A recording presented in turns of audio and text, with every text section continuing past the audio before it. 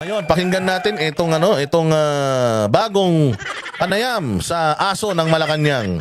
Na ang trabaho, sumusweldo, ang trabaho, yakyakan. Lahat ng mga comment ng mga Duterte, bantayan. Actually naman kasi dito, alam naman natin na ang magulo dito, yung mga media. Yung mga media yung mahilig magtatatanong. It's up to you naman kasi whether you can answer. If you cannot answer the question, then do not answer the question. If you do not know the answer to the question, then do not answer the question. If you are not in the mood, do not answer the question. More so, if it is not your job, then lalong-lalong dapat hindi mo ginagawa. Di ba? Sige, pakinggan natin itong kanyang panggagalaiti na naman kay BP Sara. Dinala ng palasyo si Vice President Sara Duterte sa pangihikayat daw nito sa publiko na maglabas ng hinanakit sa administrasyon. Anong masama doon? Kung ikaw hikayatin kita, masama loob mo? Masama loob mo? Mahal bigas? Gutom ka? Walang pambaon, mga bata, walang pang-eskwela. Ay, pinalayas kayo sa bahay. Dahil wala na kayong pambayad ng upa. Ay, wala kayong ayuda. Hindi ba? Kapag ang isang tao ay may suliranin, anong gagawin niya mananahimik? If a person needs help, di ba, how do you look for help? Di ba you shout, help! I need your help, di ba? So, these people who needs help, itong mga tao na to na feeling nila hindi sila pinapansin ng administrasyon, anong gagawin nila? Haantayin kayo na mapansin nyo sila. Paano nyo sila mapapansin kung hindi sila magsasalita? Paano nyo malalaman na mali na yung ginagawa ninyo kung wala na magkikriticize sa inyo? Paano nyo malalaman na hindi na masaya ang tao sa inyo kung hindi nyo titingnan yung temperatura ng mga tao tungkol sa inyo? So it is important na bilang isang Pilipino na may bunganga at may sariling pag-iisip, it is important na inilalabas mo yung iyong mga saloobin. Because if not, baka mautot ka dyan nang walang kalaban-laban. So the Vice President is calling for Filipinos who are affected by poverty to what? To ask the government and to be angry.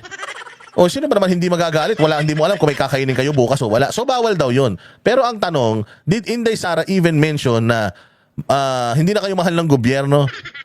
Mag-armas tayo, makibaka tayo, at tayo ay magtago sa kabundukan, ambusin natin yung mga sundalo, sunugin natin yung mga hindi nagbabayad ng revolutionary tax. Hindi ba? Yun ang dun. Yun ang sa tingin ko talagang medyo delikado dun sa mga salitaan na ganyan. Pero kung lang naman, kung di na kayo masaya, siguro maraming susumbong sa kanya. Sabi niya, kung di na kayo masaya, do not vote for his slate. Do not vote for him. Or might as well, while you do that, samantalahin mo na. Banatan mo na sila ng banatan. Babala ng Malacanang pwede ang mauwi sa kasong sedisyon. Nasa frontline balitang yan si Marcela Lili. Bumuelta ang Malacanang sa pahayag ni Vice President Sara Duterte na pwede raw ipakita ng taong bayan ang kanilang galit sa gobyerno. Pwede naman talaga Kailan ba kasi pa pinagbabawal yun? Natatandaan natin, hindi ba? Kaya nga tayo nagkaroon ng people's power or people power at revolusyon noong panahon ng tatay mo. It's because nagalit na sila, napuno na sila, kaya napuno din ng EDSA. So ngayon, ang ibig mo sabihin, bawal lang silang magalit? Claire, totoo ba to? Na ang mga Pilipino bawal lang magalit sa presidente? Hindi totoo yun. Ang mahirap, yung wala ka namang ikakagalit tapos nagagalit ka, baliw ka na nun. Pero yung ganito nangyayari sa bayan natin with all the problems that we are facing, lalo ngayong mag-i-eleksyon. Tapos sasabihin mo, wag pa rin magalit. Sabi ko nga sa inyo, ako nung nakaraan, nandiyan ako sa Bulacan. Nangangampanya tayo, nag-public speaking tayo, ipinakilala natin yung PDP laban sa mga tao dyan sa Bulacan. Pagkatapos, mga bossing, napitan sa akin lahat, nanghihingi lahat ng pera, bigas, may reseta, may namatay. Hindi naman ako bilyonaryo. Wala naman akong pera. Ang ipinapangako ng PDP, malinis na halalan, malinis na kampanyahan, walang bigayan ng pera. So yun ang sinabi ko sa kanila, hindi po kami nagbibigay ng pera. Pag-asa po yung ibinibigay namin sa inyo at serbisyo po yung ipinapangako namin sa inyo. Hindi kami magbibigay ng ayuda because in the first place, yun nga po yung iniiwasan natin, yung magbigayan ng ayuda. Kasi nasasanay na kayo sa ayuda. Makinig kayo sa plataforma. Huwag kayong makinig sa ayuda. So suma total, ang pinupunto ko dito, ganun kahirap ang mga tao. Mantakin mo, pumupunta sila sa mga meeting di avance, pumupunta sila sa mga town hall meeting in the hopes na makakain sila doon, in the hopes na makahingi sila ng pera. Tapos hindi tayo magagalit, ganun na kahirap ang bayang Pilipinas. Ang ibang bansa, nagpapabilisan na ng tren, nagpapataasan na ng building, nagnanakawan na ng teknolohiya. Dito sa atin, ang ninanakaw pa rin natin pera. Ang pinag-uusapan pa rin natin, i-impeach ang Vice President. Ang pinag-uusapan pa rin natin mga namatay sa drug war. nandoon pa rin tayo. So paano tayo aabante? Paano tayo uunlad kung yung mga dating karating bansa natin dito sa Asia ang yayaman na? Cambodia, Burma, Timor-Leste, nauunahan na tayo ng mga yan. Ngayon ko nga lang narinig yung mga bansa na yan eh. Paano matuturing na sedisyon yan? Lalo na kung sinabi mo na if hindi na kayo masaya, then mag-ingay kayo at magreklamo. Magreklamo lang yung sinabi niya, bawal magreklamo. Buti sana kung sinabi ni Inday, kung hindi na kayo masaya, pumunta na kayo, kumuha kayo ng batuta, kung anong armas, kutsilyo, o kaya basag na bote, tapos pumunta na tayo sa Malacanang at agawin na natin. Palayasin na natin yan. Yun ang inciting to rebellion at yun yung hindi maganda. Pero yung ini-encourage lang ni VP Sara, yung mga Pilipino na maging matapang at maging vocal sa mga pang-aabuso sa kanila, hindi yun mali. Claire, abogado ka pa naman. Sinabi yan ni VP Sara nang magtukod siya sa ilang barangay sa Cebu City kahapon. Giit niya, protektado ng saligang batas ang karapatan ng kahit na sino na ipahayag ang kanilang hinaing sa administrasyon. Eksaktamente, ipahayag yung kanilang hinaing. If in the process of saying that, super frustrated na may nasabi siyang a little bit seditious or a little bit na sobrang frustrated yan siya, may mga nasabi na siya na hindi niya dapat sabihin, anong gagawin ng gobyerno? Call out mo yung attention and then sabihan mo yung nagsasalita na masama ito because baka makulong ka dito, hindi mo magugustuhan. Huwag mo na itong uulitin. But in the case of VP Sara, her asking people to air their grievances sa gobyerno, that still falls under the freedom of expression. Pero babala ng palasyo, isang hakbang na lang ito bago ituring na sedisyon. Bantay mo munang humakbang dun bago ka magsalita. Ang tanong, Claire, ito malinaw na tanong. Meron bang seditious sa sinabi ni Inday? Meron, wala? Wala. Kung wala, putang ina, ano pang kinukuda mo? Ano pang ini-statement mo kung wala namang seditious dun sa sinabi niya? Wala namang rebellion dun sa sinabi niya. Anong dinadaldal mo? Unang-una nakakalungkot po. Anong nakakalungkot? Nakakalungkot na ano? Na mula sa pangalawang pinakamataas na leader ng bansa, ay mukha pang nag-i-encourage siya sa mga tao na magalit. Oo. Hindi niya ini-encourage na magalit. Bobo ka pala talaga eh. Ini-encourage niya yung tao na kung galit, magsalita. Ang linaw eh. Ang malabo, yung comprehension mo, yung pagkakaintindi mo. Maybe you are clouded ng yung sobrang kapangyarihan ngayon. Yung kasikatan mo ngayon, baka you are being clouded o yung bayad sa'yo dyan. Baka you are being clouded. But it is clear doon sa statement ni VP Sara, ang sabi niya doon na if you are angry and if you are mad, then hindi masama yun. Hindi masamang magalit, hindi masamang magtanong, hindi masamang magbatikos sa mga kinauukulan. Even me, sabi ni Inday Sara, if you have something bad against me, then go ahead. Kita mo, ang daming mga nagbabadmouth sa kanya. Ang daming bumababoy kay VP Sara. Nagdemanda ba si VP kahit isa? Nagdemanda ba? Katulad dito si Torre, hindi naman siya apektado. Doon sa mga issues ng bayan natin ngayon, hindi naman niya trabaho, pero anong ginagawa niya? Demanda dito, demanda dyan. Yun ang pinakamasaklap sa lahat. Yung hindi ka na makapagsalita, hindi ka na makakilos, dahil sensitive yung mga nasa gobyerno. Again, if you do not like what you are hearing, stop listening. If you do not like what you are reading, stop reading, unsubscribe, unfollow. Plain and simple. If you do not like me, I don't like you too. So Claire, question here is there something seditious doon sa sinabi ni VP Sara? If there is none, then wala ka na dapat pinaliliwanag pa. But you're making it appear like si VP Sara inuutusan yung mga tao na magalit. Gago? Kung ako hindi ako galit, pag utusan mo ako magalit, ba't ako magagalit? Hindi ba? Ang tao, hindi mo na kailangang utusan yan kung galit o hindi. Kami nga, galit na eh. Inutusan ba kami? Hindi naman. Itong sinasabi namin, sa amin lang naman to. Ulitin natin sinabi ni VP Sara. Hapon, giit niya, protektado ng saligang batas ang karapatan ng kahit na sino na ipahayag ang kanilang hinaing sa administrasyon. Karapatan ng kahit sino ang ipahayag ang kanilang hinaing sa administrasyon. Anong mali doon, Claire? Anong mali doon? Anong sinasabi mong nakakalungkot na sa side niya, nag-i-encourage siya ng galit? No, she's encouraging for you to speak up when you are mad. If you're angry, you speak up. Diba? That's within your freedom of expression, the right to freedom of expressing yourself. Ano ba naman tong abogado na to? Walang kokote. Pero babala ng palasyo, isang hakbang na lang ito bago ituring na sedisyon. Unang-una nakakalungkot po na mula sa pangalawang pinakamataas na leader ng bansa, ay mukha pang nag-i-encourage siya sa mga tao na magalit sa gobyerno. Ba? Meron ba sinabi si VP Sara na gano'n? Magalit tayo sa gobyerno? Ikaw, hindi ka galit? Magalit ka. Ano ka ba? Ikaw, nakatambay ka dyan, nagawa mo, magalit ka. Wala namang ganun si Inday. Ang sinasabi ni Inday, I'm encouraging you to speak up, to ask the government if you have questions. Kung kung galit kayo, if you feel hindi kayo napagsiservisyoan ng tama, you can always criticize the government if you want. It's within your rights. Di ba kasimple? Hirit pa ni Castro, bakit ngayon lang daw nagsasalita ang bise? Bakit ngayon lang nagsasalita ang bise? Kung hindi ka ba naman tanga? Ang tagal nang nagsasalita ng bise.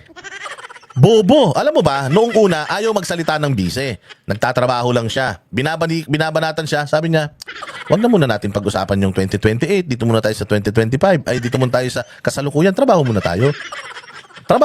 Ikaw na nagsasabi, noong pagdating doon sa South China Sea, hindi rin siya umiimik. Di ba? Ngayon naman, na nagsasalita na siya, nagagalit ka naman, ba't ngayon lang nagsasalita? Tanga ka pala eh. Tsaka hindi lang ngayon nagsalita si VP Sara. Ang tagal-tagal niya na nagsasalita. Ngayon, kung ang sasabihin mo, ba't ngayon ka lang nagsasalita? Bakit nung panahon ng tatay mo, hindi ka nagsasalita? Bakit? Ano ba problema nung panahon ng tatay niya? Tuwan-tuwa nga kami sa pamumuno ng tatay niya eh. Kaya nga kami gigil na gigil ngayon eh. Kasi ang ganda ng pamumuno ng tatay niya, tapos yung pamumuno nung ngayon, bulok. Alam nga naman, magsalita siya sa pamumuno ng tatay niya.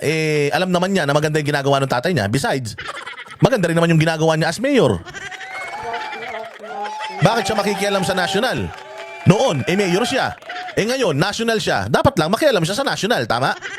Samantalang mas malala pa raw ang sitwasyon nung panahon ng kanyang ama na si dating Pangulong Duterte. Pero bakit naman ngayon lang? Mas marami naman din pong nangyari nung panahon ng kanyang ama. Anong nangyari? Sige, pag-usapan natin yung mga nangyari nung panahon ng kanyang ama, ha? Ang passport, naging 10 taon. Ang lisensya, naging 10 taon. Nawala ang red tape. Bawal na nakasimangot yung mga mga tawag diyan, mga empleyado ng gobyerno, bawal. Nagkaroon ng Marawi siege, na ayos naman niya. Nanalo naman tayo sa laban against ISIS diyan sa Marawi. Maraming mga bagyo, maraming mga lindol, konti lang ang nalagas sa atin at dumaan ang pandemya, nairaos naman tayo ni Duterte. Anong sinasabi mo? Magbigay ka kasi ng specific na ano yung mga ginawa ni Duterte noon. Nung nakaraan, tinatanong ka eh. On top of your head, ano yung ginawa ni Duterte na masasabi mong diktador siya? Wala kang nasagot. Tapos ngayon, nagbibitaw ka na naman ng ganyan. Mamaya may magtanong na naman sa'yo, ma'am, ano po yun? Ano yung mga masasamang ginawa ng tatay niya noon? Kasi kung ang sasabihin mo war on drugs, ma'am, mag-ikot ka sa buong Metro Manila, buong Pilipinas, and you ask the people, ano ang nagustuhan nila kay Duterte? All of them will say, naging peaceful ang bayan namin, lugar namin, barangay namin, dahil naubos ang mga adik. Magbigay ka ng example, hindi yung pumupropaganda ka. Abogado ka eh, tapos pumupropaganda ka. Tapos may sinasabi pa siya na si Duterte daw noong 2017 was awarded ng pinaka-corrupt na presidente. What? Can you Google kung sinong pinaka-corrupt na presidente sa Pilipinas? Can we ask ChatGPT kung sino yan? Who's the most corrupt? Who's the most corrupt Philippine president? Subukan lang natin kung sino lalabas.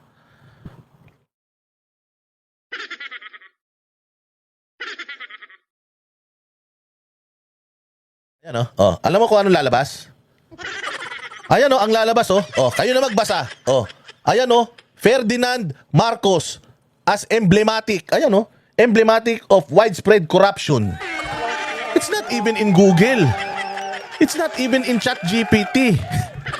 Hindi ba itong mga mga AI information gathering applications na to assessing which Philippine president was the most corrupt inherently subjective and depends on the criteria used, such as the scale of corruption, its impact on society, or the methods which it was carried out. However, many historians and political analysts frequently point to the regime of Ferdinand Marcos Sr.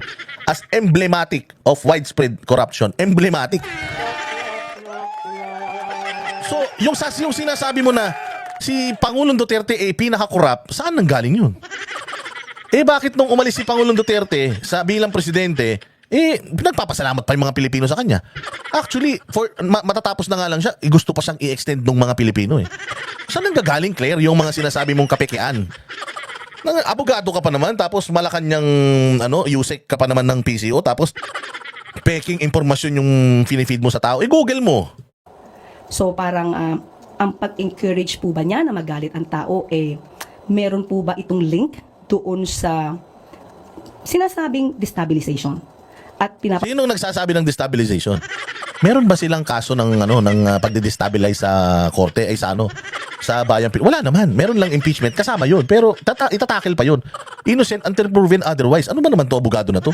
Kaabogadong tao walang alam. patungkulan palagi na ang taong bayan ay dapat nang kumilos laban sa gobyerno.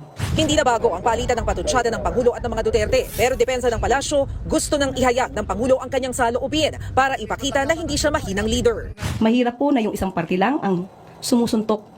Kailangan din po tayong sumangga. Habang tumatapak ang mga pahayag ng Malacanang, Ayan dito nga sa Google nga when you look for kung sino yung most corrupt na official, ayan ang lumalabas 3. Marcos, Estrada, Binay. This is Google. This is Google, mga bossing this is Google. I mean, hindi natin pwedeng sabihin na Google is right and Google is wrong, pero ang masasabi natin, according to, if you're talking about data, if you're talking about data, yan yung totoo. Na if you go to ChatGPT and ask ChatGPT, Ferdinand Marcos, if you go to Google, 3 tao ibibigay niya sa'yo. Walang Duterte. Walang Duterte. Hindi ko kasi alam kung bakit kasi galing-galingan. Kung bakit kasi galing-galingan.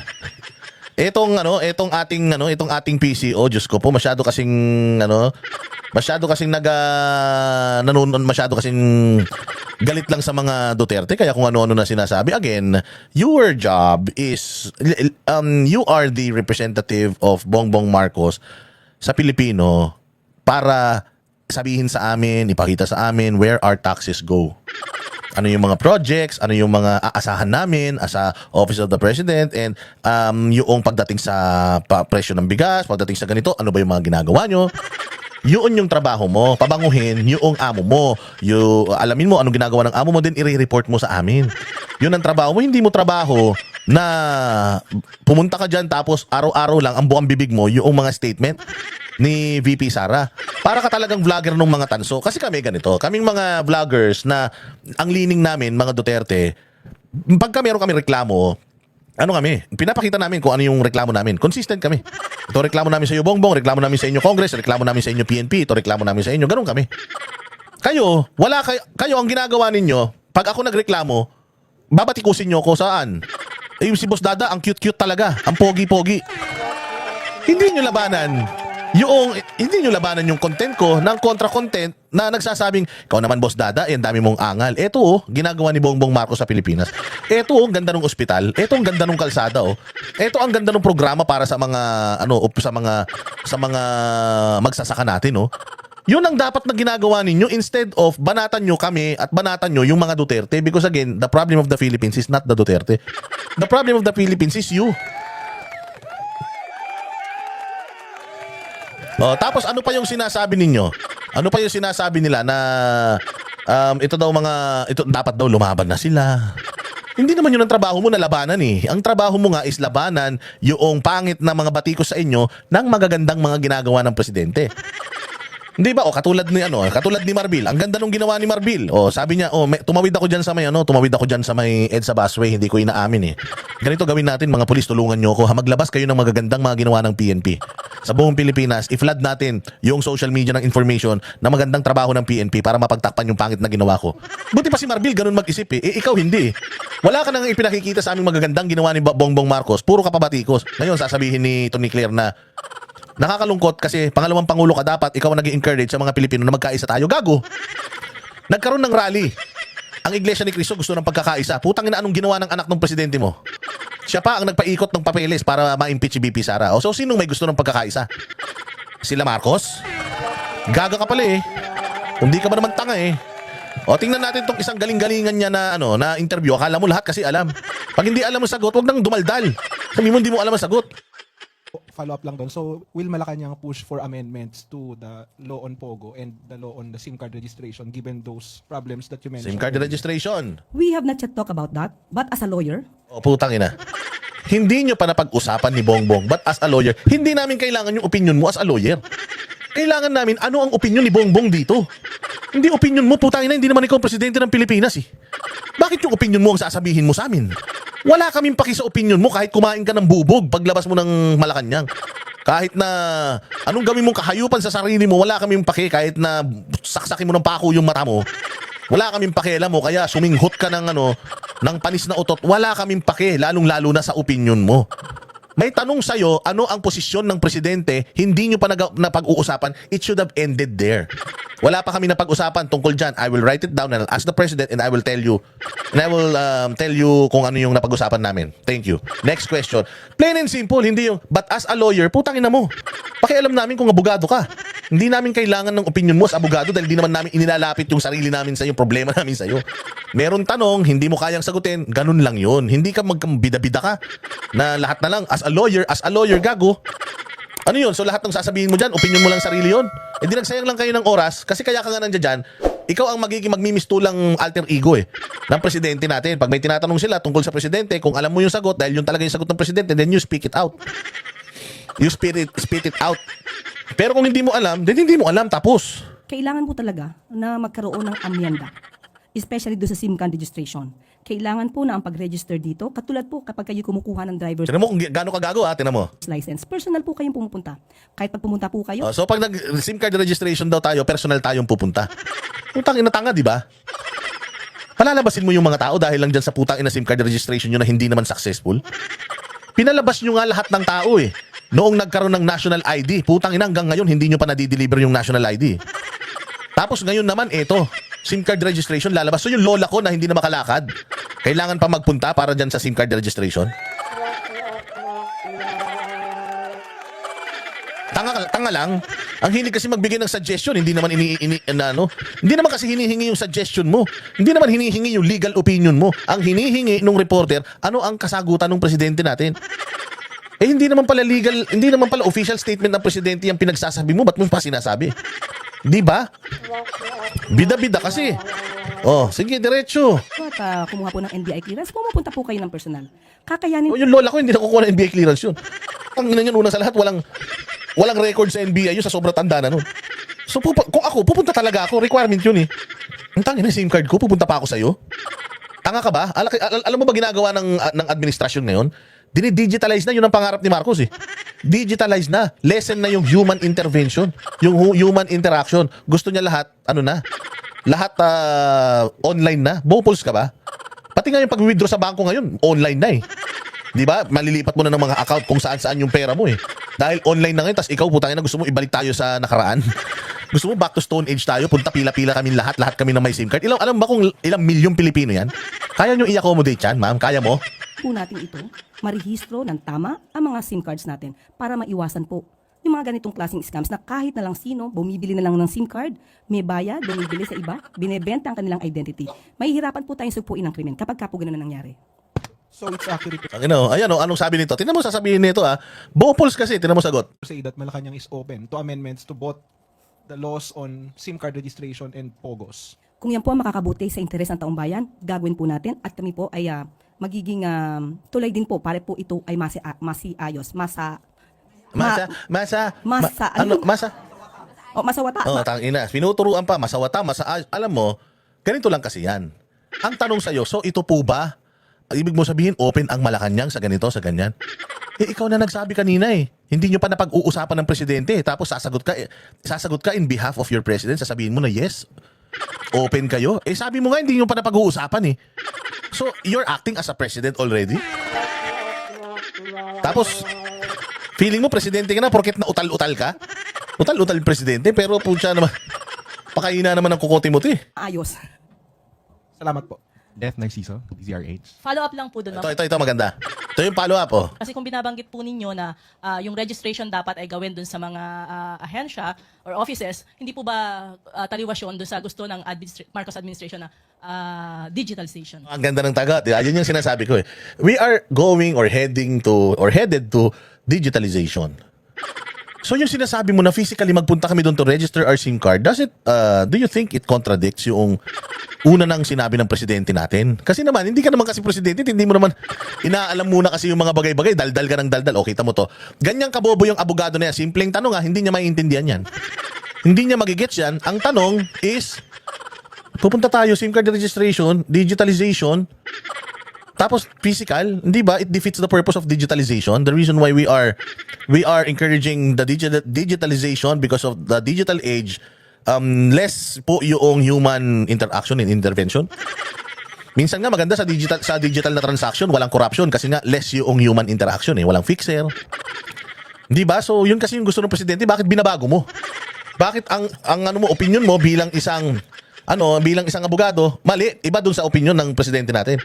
O sana ang sinasabi mo dyan, no, yung sinabi ko kanina is just me being a lawyer. Yun na nga yung sinasabi ko sa'yo. Hindi ka naman kasi hinihingi yung suggestion mo. Na-confuse tuloy, pati yung mga nasa press corps. O, sabi nila, so parang iniisip tuloy nila, lahat ng lumalabas sa bibig mo, yun yung sinasabi ng presidente, which is hindi naman talaga dahil sinabi mo kanina, akin to bilang isang abogado, hindi pa namin napag-usapan, pero ako bilang abogado, ikaw, you're speaking for yourself. So sana sinagot mo dito kay ate, no, I was just speaking for myself. That is my kumbaga if I were the president. Ganun yun, or me being a lawyer. It's not the official statement of the president. Sana kinlaro mo na, pero hindi, sagot pa rin siya. Ang masaklap, hindi niya naintindihan yung tanong. So abogado, galing-galingan, simpleng tanong, hindi naintindihan. Tinan yung sagot. Okay. Okay. Wala pa siya. Okay, sige, ganito. Okay, meron tayong, ang polisiya at ang pinupush po ng ating Pangulo, at least magkaroon po ng 95% na transaction, digitalized transaction, especially sa government. Bakit ka? Para po mas mabilis ang transaksyon. Halimbawa, Di ba bobo? Bobo ka talaga eh. Kanina lang, sinasabi mo, magpunta. Di ba? Pag nag-apply ka NBI, magpupunta ka. Di ba? Pag mag-apply ka ng ganito, ikaw yung pumupunta. O dapat pumunta rin tayo. O ngayon, yung tinanong ni ate, sabi niya, kailangan 95% digitalization kasi mas accurate. Mas accurate pala yun. Ba't pinapupunta mo pa yung tao para ng SIM card? Ano ba talaga? Tangina kasi tali-talinuhan eh. Galing-galingan kasi, bida-bida eh. Di pa nga iniintindi yung yung tanong sagot na ng sagot eh. wapo, kaya umuutang sa bangko. Hindi po masyado mahihirapan dahil digitalized na lahat. Pero ang pinapato, Proud na proud siya, sagot siya. Pero sabi ng reporter, tanga. Inanton, di nakikinig. Bobo. kulang niyo po ba ay patungkol kay SIM card po. sa SIM card? Sa SIM card, putang ina. Ano ba yung pinapatungkulan mo? Puta, sumasagot na siya, hindi niya pa alam kung ano yung pinatutungkulan. Sa SIM card pala, putang ina. Sagot ako ng sagot, hindi pala yun yung dapat kong isagot. Kita mo ang kabobohan mo. What do you mean? Hindi ko makuha po yung inyong tanong. Tanginan yan. Hindi mo nakuha yung tanong, sagot ka ng sagot. Hindi ka ba naman tanga? Putang ina, saan ka pinaglihi ka sa bulbul? Ang gulo-gulo mo? Kahit umaga, tanghali, gabi, magulo ka? Saan ka pinaglihi sa urmot? Bopols. Nakayabang-yabangan ka kasi, galing-galingan ka, wala ka namang alam eh. Tinan mo, pag ang tanong tungkol sa gobyerno, puta, walang alam. Pag ang tanong tungkol dun sa trabaho niya, nga. Pero pag ang tanong tungkol sa Duterte, puta, dire-diretso. Si Inday Sara, si Baste, si Duterte, sino ba ang kriminal? Sino ba ang ganito? Ang bilis ng utak. Pero pag ang tanong, yung matino tungkol sa trabaho niya, hindi ko maintindihan yung tanong mo. Inamutang ha? Sabi pa niya nung nakaraan, ang daming binenta. Nung pananong na, yung binentang mga gold bars, bla bla bla. Tinanong siya. So yung gaano ba karaming binenta? Di ko alam. Hindi pala niya alam, gago.